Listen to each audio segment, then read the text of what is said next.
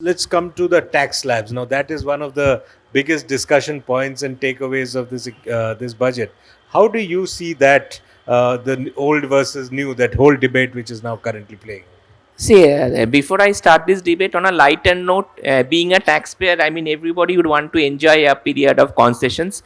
So that's fair. And in a country where savings is encouraged through incentives, so that has been the motto.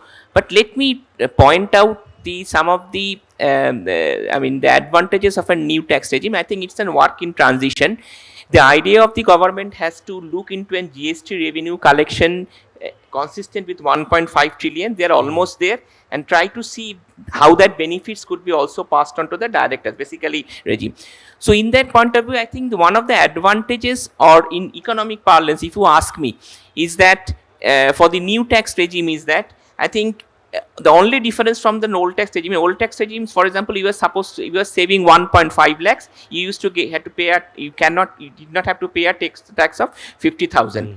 But your corpus of money which you were supposed to get after it matures, for example, if you are invested in the Shukarna Samriddhi scheme, that you will get protected, and the interest also, basically the interest also was protected. In the new tax regime, that 50,000 tax you have to pay because you are not getting 1.5 lakhs, but your overall corpus and the interest exemption will still continue to hold. So therefore, I think there is a distinction between long-term savings and short-term savings. So you are actually, the government is trying to, basically, in terms of the economic theory, you are trying to give a nudge to the taxpayer to incentivize the savings in terms of a short-term priority and a long-term priority.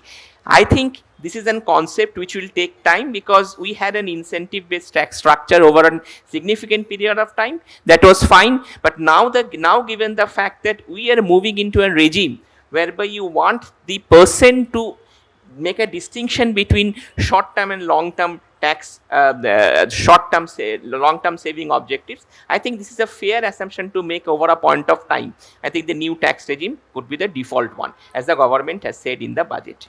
Abheek, you think it will, there will be a immediate movement to the new tax regime, or it will take time? Because then we come to the whole idea of revenue foregone, and that again, if that does not happen, may be a cushion for further investments and push for growth for the government.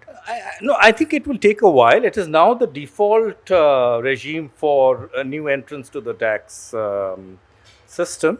It will take a while, but I completely agree with Shomo that I think the kind of concerns that have been expressed about it dampening savings, yes, it will have some kind of effects in the short term, especially when in a situation where household savings have dipped quite a bit.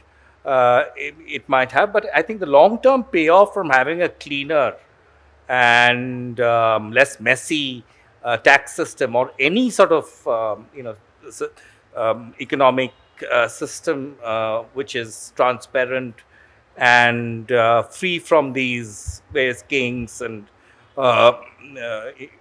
is unambiguously positive from what history has shown us. So I would tend to kind of think that there could be some short-term niggles. I'm a little concerned about the savings bit, yes, because that is a bit of a problem. But I think the long term there would be a positive payoff. How long do you think the old scheme will survive? These legacy systems take a while to, and for salaried taxpayers there are various things, and we are so attuned to think in terms of tax savings instruments, etc. So a conscious to express a choice for the new regime will take a lot of nudging, if not pushing, by the government.